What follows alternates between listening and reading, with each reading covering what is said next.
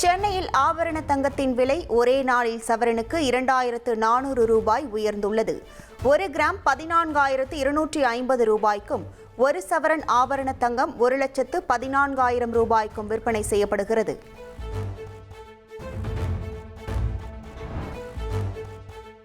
சென்னையில் தங்கத்தை தொடர்ந்து வெள்ளி விலையும் கிலோவுக்கு 10,000 ரூபாய் அதிகரித்துள்ளது. 1 கிராம் 260 ரூபாய்க்கும், 1 கிலோ கட்டி வெள்ளி 2,60,000 ரூபாய்க்கும் விற்பனை செய்யப்படுகிறது.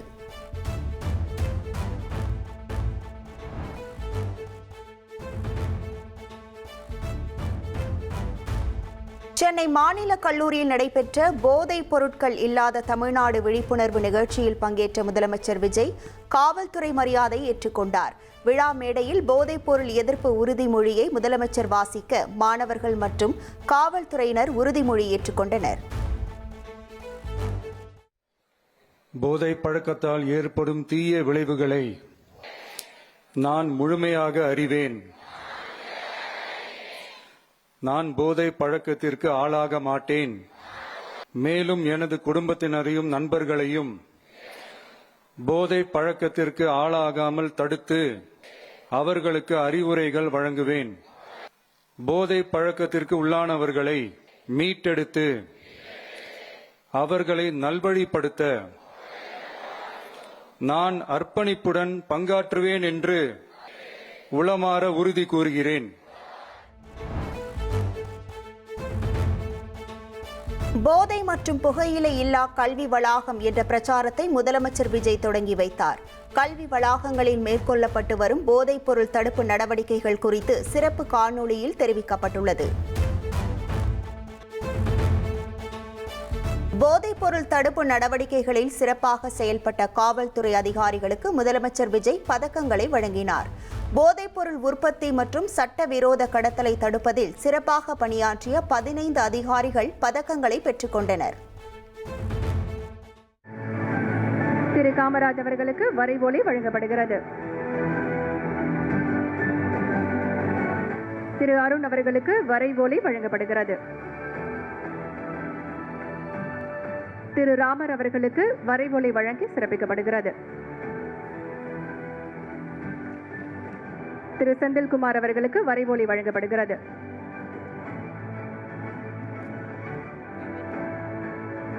திரு ராமகிருஷ்ணன் அவர்களுக்கு வரைவோலை வழங்கப்படுகிறது.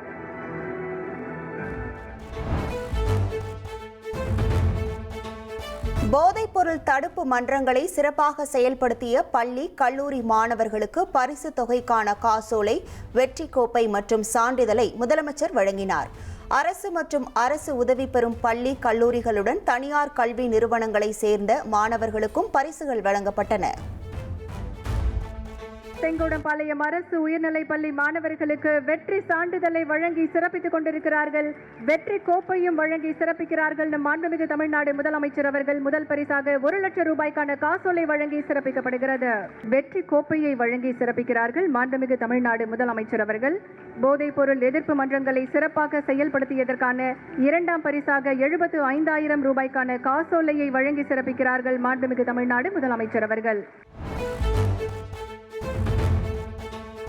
போதைப்பொருள் இல்லாத தமிழ்நாடு நிகழ்ச்சியில் காவல் சீருடையில் பங்கேற்ற குழந்தையை முதலமைச்சர் விஜய் கொஞ்சி மகிழ்ந்தார். மேடையில் தமக்கு சல்யூட் அடித்த குழந்தைக்கு முதலமைச்சர் விஜயும் வணக்கம் கூறினார்.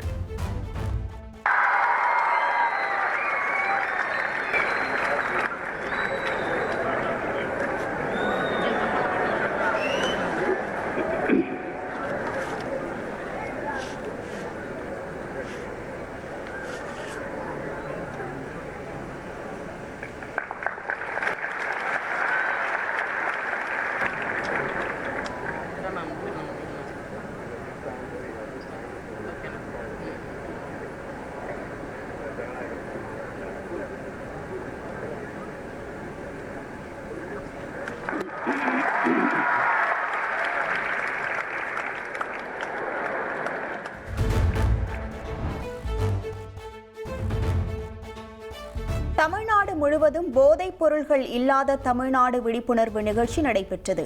காணொலி வாயிலாக முதலமைச்சர் உறுதிமொழி வாசித்த நிலையில் மாணவர்கள் மற்றும் பொதுமக்கள் உறுதிமொழி ஏற்றுக்கொண்டனர்.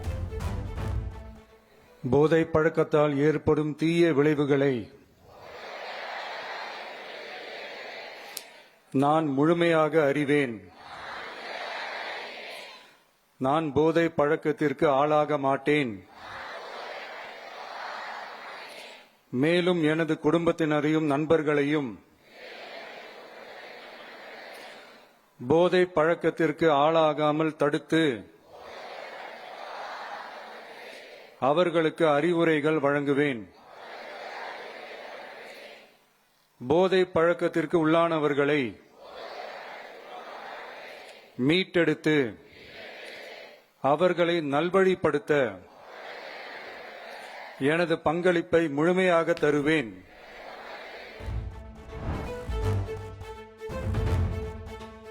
செங்கல்பட்டு அருகே பல்வேறு வழக்குகளில் பறிமுதல் செய்யப்பட்ட 20 கோடி ரூபாய் மதிப்பிலான 6.5 டன் கஞ்சா மற்றும் உயர் ரக போதைப் பொருட்கள் எரித்து அழிக்கப்பட்டது. போதைப் பொருட்கள் அழிக்கப்படுவதை முதலமைச்சர் விஜய் காணொலி காட்சி வாயிலாக பார்வையிட்டார். பறிமுதல் செய்யப்பட்ட போதைப் பொருட்களை அழிக்கும் மாநிலம் தழுவிய பாதுகாப்பு நடவடிக்கை தற்போது மாநில செங்கல்பட்டு திருநெல்வேலி வரைவுகளை ஒழிப்பதில் தமிழ்நாடு அரசு போதைப்பொருள் உற்பத்தி தடுப்பு மற்றும் சட்டவிரோத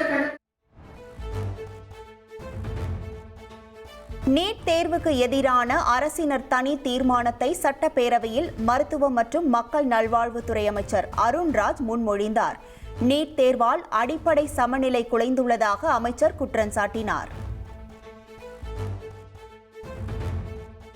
தாய் மற்றும் குழந்தை நலம், தடுப்பூசி திட்டங்கள், அவசர மருத்துவ சேவை, உறுப்பு மாற்று அறுவை சிகிச்சை போன்ற பல துறைகளில் தமிழ்நாடு தொடர்ந்து முன்னுதாரணமாக விளங்குகிறது. இந்த வெற்றிக்கு அடித்தளம் சமூக நீதி, சம வாய்ப்பு, மாணவர்களின் 12 வருட பள்ளி கல்வியை மதிக்கும் சேர்க்கை முறை ஆகிய அனைத்தும் தான். ஆனால் நீட் அறிமுகமான பிறகு இந்த அடிப்படை சமநிலை சீர்குலைந்துள்ளது என்று தமிழ்நாடு அரசு தொடர்ந்து சுட்டிக்காட்டி வருகிறது. மாணவர்களின் 12 ஆண்டுகால கல்வியை ஒரு நாள் நடத்தப்படும் நீட் தேர்வு தீர்மானிக்க கூடாது என்று அமைச்சர் அருண்ராஜ் தெரிவித்தார். நீட் தேர்வு மீது நாடு முழுவதும் மாணவர்கள் நம்பிக்கையை இழந்துவிட்டதாகவும் அவர் விமர்சித்தார். ஒரு மாணவர் 12 ஆண்டுகள் பள்ளியில் கற்ற கல்வியை விட ஒரு நாளில் நடைபெறும் ஒரு தேர்வு அவரது எதிர்காலத்தை தீர்மானிக்க கூடாது. இது கல்வியின் உண்மையான நோக்கத்திற்கும் பள்ளி கல்வியின் மதிப்பிற்கும் முரணானதாகும். நீட் தேர்வு நடைமுறையில் தனியார் பயிற்சி மையங்கள் தான் பெரிதும் பயன்பெறுகின்றன. பல குடும்பங்கள் தங்களது குழந்தைகளின் நீட் பயிற்சிக்காக பெரும் தொகையை செலவழிக்க வேண்டிய நிலை உருவாகியுள்ளது. +2 மதிப்பெண் அடிப்படையில் மருத்துவ மாணவர் சேர்க்கையை மாநில அரசே நடத்த வேண்டும் என்று அமைச்சர் அருண்ராஜ் கூறினார். கல்வியை மாநில பட்டியலுக்கு மாற்ற வேண்டும், மாநிலங்களின் உரிமையை மதிப்பதே கூட்டாட்சி என்றும் அவர் தெரிவித்தார். தேவையான திருத்தங்களை மேற்கொண்டு நீட் நுழைவு தேர்வு முறையை ரத்து செய்து 12ஆம் வகுப்பு பொதுத் தேர்வு மதிப்பெண்களின் அடிப்படையில் மாநில அரசே மருத்துவ மாணவ சேர்க்கையை நடத்தி கொள்ள வழிவகை செய்ய வேண்டும்.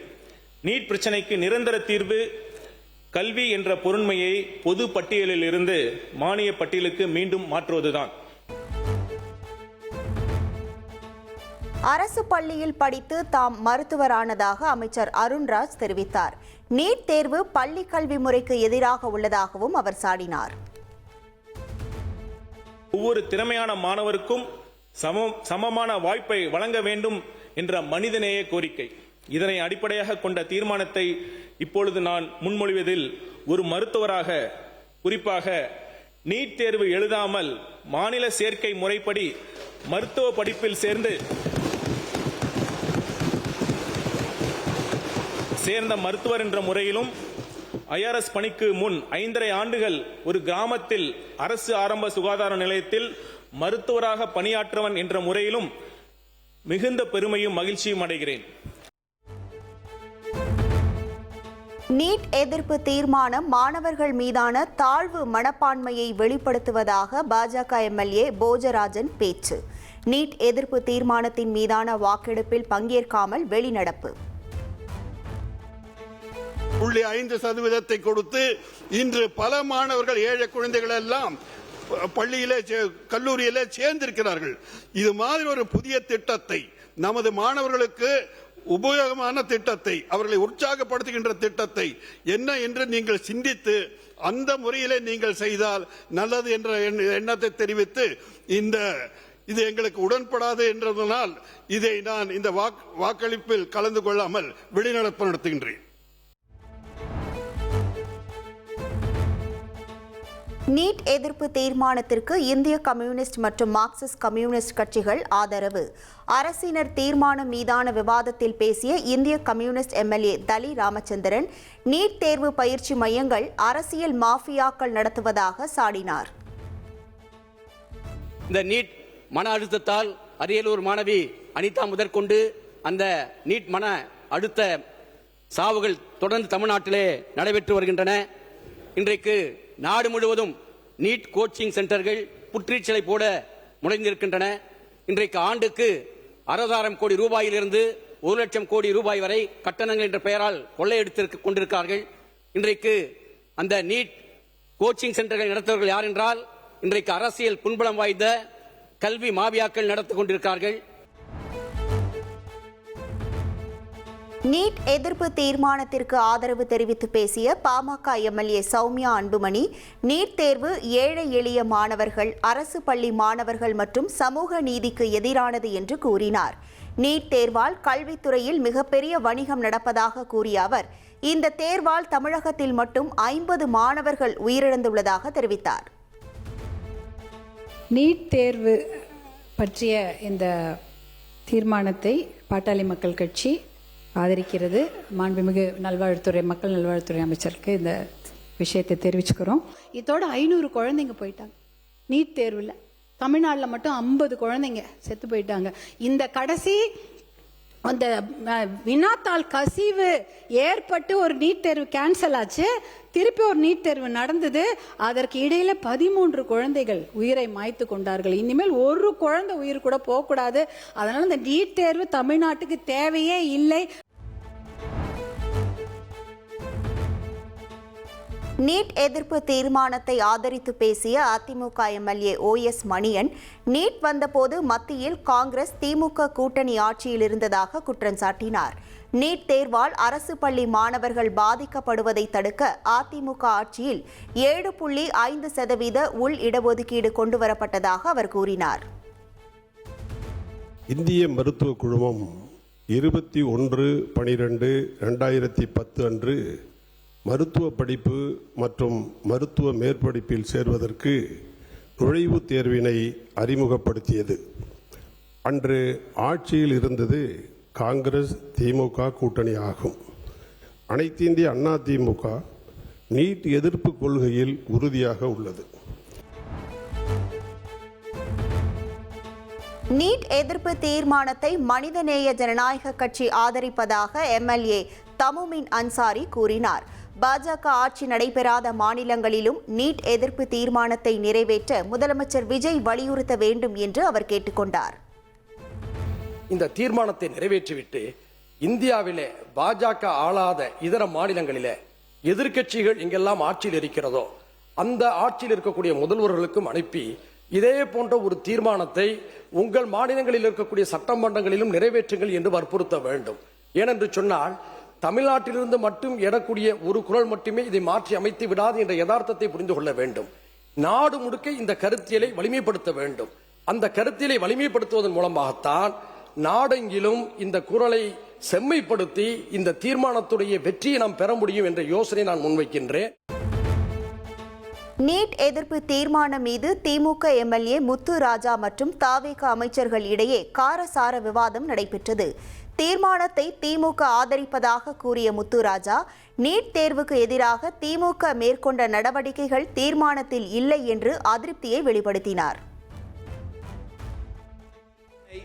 நீட் விலக்கினை வலியுறுத்தி இந்த அரசு கொண்டு வருகின்ற தீர்மானத்தை எங்களுடைய கழகத் தலைவர் அவர்கள் மற்றும் சட்டமன்ற எதிர்க்கட்சித் தலைவர் அண்ணன் உதயநிதி ஸ்டாலின் ஆகியோரின் வழிகாட்டுதலின்படி நாங்கள் இதனை ஆதரிக்கின்றோம். அனைத்து கட்சி கூட்டத்தில் எடுக்கப்பட்ட முடிவின் அடிப்படையில் அதை தொடர்ந்து தமிழ்நாடு சட்டமன்றம் ஒருமனதாக நிறைவேற்றி அனுப்பிய நீட் விலக்கு மசோதாவுக்கு ஒப்புதல் அளிக்கணும்னு தமிழ்நாடு அரசு சார்பில் உச்ச நீதிமன்றத்தில் வழக்கு தொடரப்பட்டது. அந்த வழக்கு இப்போதும் இருக்கு. ஆனா கழக அரசு நீட் விலக்குக்காக பண்ண இந்த விஷயங்களை பத்தி எல்லாம் இந்த அரசு கொண்டு வர தீர்மானத்தில் எந்த விவரமுமே இல்லாதது எங்களுக்கு மிகுந்த ஏமாற்றத்தை அளிக்கின்றது. நீட் எதிர்ப்பு தீர்மானம் மீதான விவாதத்தில் திமுக எம்எல்ஏ முத்துராஜாவின் விமர்சனத்திற்கு அமைச்சர்கள் ராஜ்மோகன், ஆதவ் அர்ஜுனா பதிலளித்தனர். நீட் தேர்வால் தற்கொலை செய்து கொண்ட அனிதாவின் வீட்டிற்கு சென்று ஆறுதல் கூறியவர் முதல்வர் விஜய் என்று அமைச்சர் ராஜ்மோகன் தெரிவித்தார். நீட் எதிர்ப்பு தீர்மானத்தில் அரசியல் வேண்டாம் என்று ஆதவ் அர்ஜுனா கேட்டுக்கொண்டார். இந்த தீர்மானத்தில் அரசியல் தேவையில்லை, ஒருமனதாக நிறைவேற்றும். இது மாணவர்களுடைய எதிர்கால பிரச்சனை. அரசியலில் அரியணை ஏறுவதற்கு முன்பே அருமை தங்கை இந்த நீட்டுக்கு எதிரான போரில் முதல் விதையாக விழுந்த அனிதாவின் வீட்டில் தரையில் அமர்ந்த மனிதர் என்னுடைய மாண்புமிகு முதல்வர். அனிதாவின் உடன் பிறந்த அண்ணன், உடன் பிறந்த சகோதரன், அனிதா வாங்கிய அந்த +2 மதிப்பெண்ணை டி-ஷர்ட்டில் போட்டு அலைந்த மாமனிதன், மணிரத்னம் மட்டுமல்ல உடன்பிறவாத அண்ணனாக நின்று கொண்டிருந்தவர் என்னுடைய மாண்புமிகு முதல்வர்.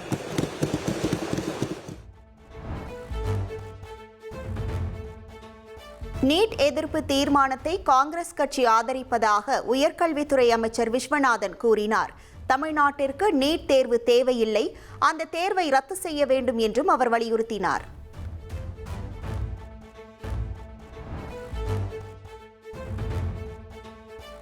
சட்டப்பேரவையில் நீட் எதிர்ப்பு குறித்த அரசினர் தனி தீர்மானம் மீது காங்கிரஸ் அமைச்சர் விஸ்வநாதன் பேசுவதற்கு திமுக எதிர்ப்பு தெரிவித்ததால் சலசலப்பு நிலவியது. தமிழக அமைச்சரவையில் காங்கிரஸ் இடம்பெற்றதை திமுக விரும்பவில்லை என்று அமைச்சர் விஸ்வநாதன் சாடினார்.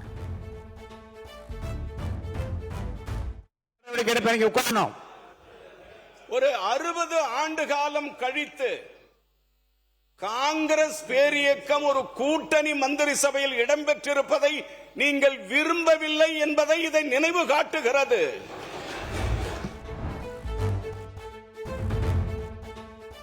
அமைச்சர் அருண்ராஜ் முன்மொழிந்த நீட் எதிர்ப்பு அரசினர் தீர்மானம் காரசார விவாதங்களுக்கு பின் ஒருமனதாக நிறைவேற்றப்பட்டது. மருத்துவ கல்வி மற்றும் மக்கள் நல்வாழ்வுத்துறை அமைச்சர் அவர்களின் தீர்மானம் பேரவையின் முடிவுக்கு விடப்படுகிறது. ஏற்போர் ஆம் என்க, மறுப்போர் இல்லை என்க. மறுப்போரே இல்லை என்று கருதுகிறேன். மறுப்போரே இல்லை. தீர்மானம் ஒருமனதாக நிறைவேறியது.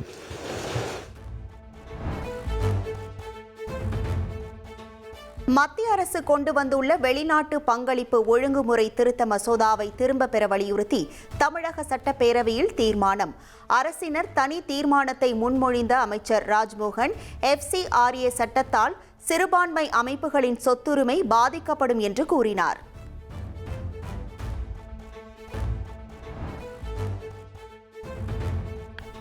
மத்திய அரசு கொண்டு வந்துள்ள வெளிநாட்டு பங்களிப்பு ஒழுங்குமுறை மசோதாவுக்கு எதிரான தீர்மானம் சட்டப்பேரவையில் நீண்ட விவாதத்திற்கு பின்னர் ஒருமனதாக நிறைவேற்றப்பட்டது.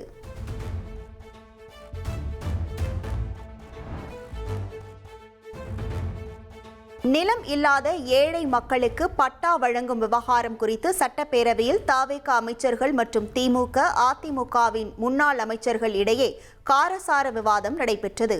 பட்டா வழங்குவதில் ஏராளமான விதிமுறைகள் இருப்பதாக முன்னாள் அமைச்சர்கள் கூறிய நிலையில் திமுக ஆட்சியில் வழங்கப்பட்ட பட்டா எண்ணிக்கை குறித்த அமைச்சர் செங்கோட்டையனின் பேச்சால் அவையில் சிரிப்பலை ஏற்பட்டது.